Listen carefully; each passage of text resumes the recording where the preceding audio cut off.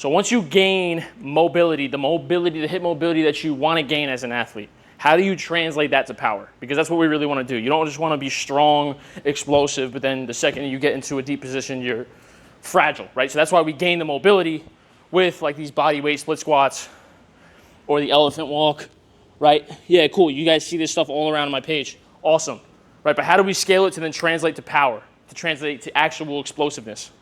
4 key principles, movements, whatever you want to call them, exercises to build that base. So if you're starting to open up the hamstring, right? Let's say you're working at that level of the elephant walk or the RDL or the hip hinge hold, whatever, you're going real light, and you need to know how to scale and actually build strength from the hamstrings, glutes, and low back extension.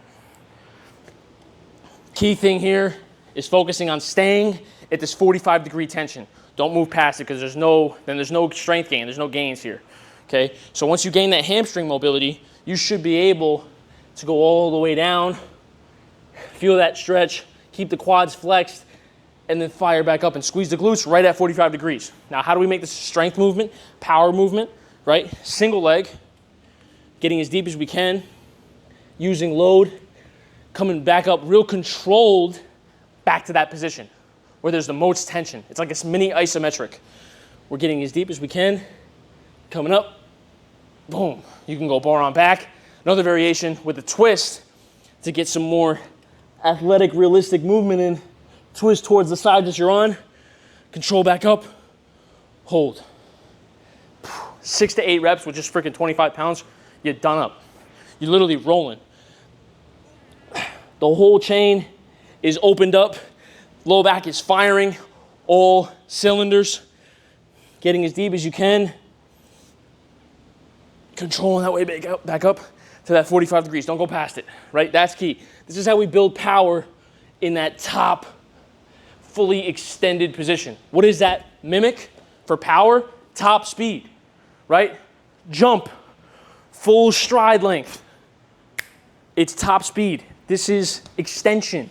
Hip extension, okay? So that's how you scale that strength. Next one we got is hip flexion. Hip flexion. There's so many different variations that we have here in terms of hip flexion. What is hip flexion? The opposite of extension. Getting this leg to pick up higher and higher and higher. How do we fire this up, right? How do we get explosive from the hip? We train strength in the shorter range. I can show an example here of the low cable pull-in, right? You can do single leg, you can do double leg. This is also a variation, right? You can complement them both. I like to do one of each per week in terms of sets, okay? You could do simple where your just leg is hanging in out in front of you, pushing past 90 degrees. Keep this leg locked out, squeezing quad and the glute, getting higher than 90 degrees, trying to fully flex the abs. I like to go for 10 to 12 reps, really trying to push failure here, getting higher than 90 degrees, trying to lock out that other leg. What you can also add in is a coil, trying to open up the chain, feel that stretch in the rib down, and then come up, get the elbow to hip. Another variation that's great, mimicking more athletic specific movement. Okay, so that's the front side, right? Extension, now hip flexion, right?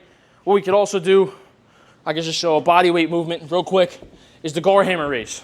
You can do single leg or double leg, really just hanging, staying at 90 degrees, trying to get higher than that, and trying to touch chest every single time. How do we incorporate that twisting motion? We go single leg across the chest. I like to superset these with my squats.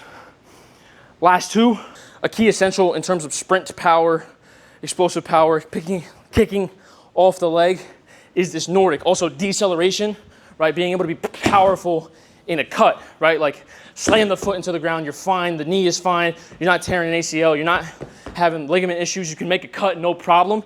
Power from that, Nordic. Mastering the way down is gonna build great tension, the tension that you want for the ACL, for different ligaments in the knee. So simple Nordics, really just fighting the way down as much as you can, trying to get that full rep. is a goal. Again, if you can't get the full rep, another variation is just fighting the way down to where you can handle pressing back up, okay? But again, mastering this fight is the same tension that you will face in a cut. So that's the idea.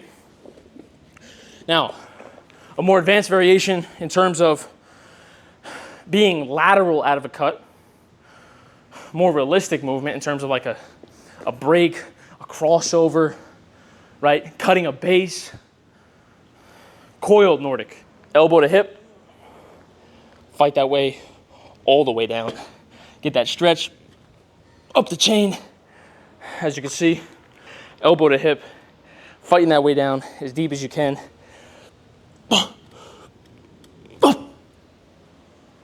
That's a more advanced level of the Nordic in terms of what it looks like if you were to come in and out of a break, but also just explosive strides, right? If I'm really going, this is really what it looks like in terms of kicking off the leg in sprint strides. So that's a great movement to work on. And then lastly, for power and like force from the upper body, I still train shoulder presses, incline bench presses for pure strength, right? But these movements are not sport specific. I couldn't tell you when I'm doing that, okay?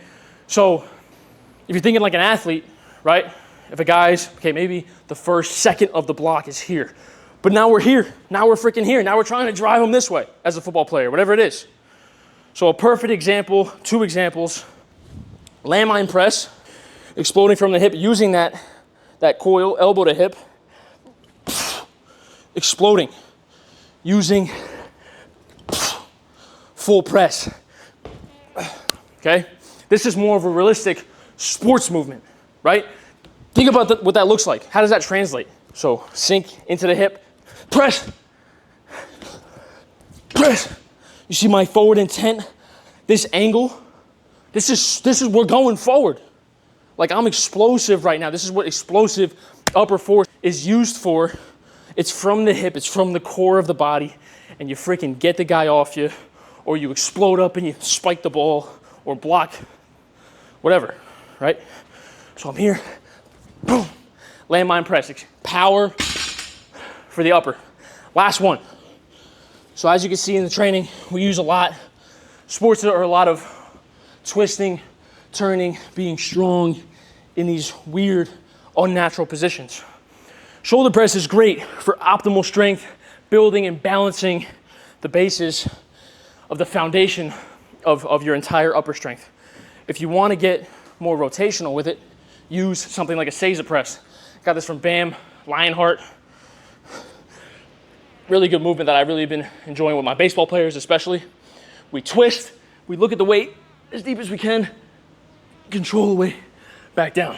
Seiza, press, twist. You can see my entire chain right here is being activated and I'm fighting that way back down. I'm strengthening my shoulder and it's similar to a shoulder press. This is fighting, I'm gaining strength, but this is firing right here, this whole chain, controlling the way back down. How to gain power from the mobility that you develop. This is how to do it, completely up the chain.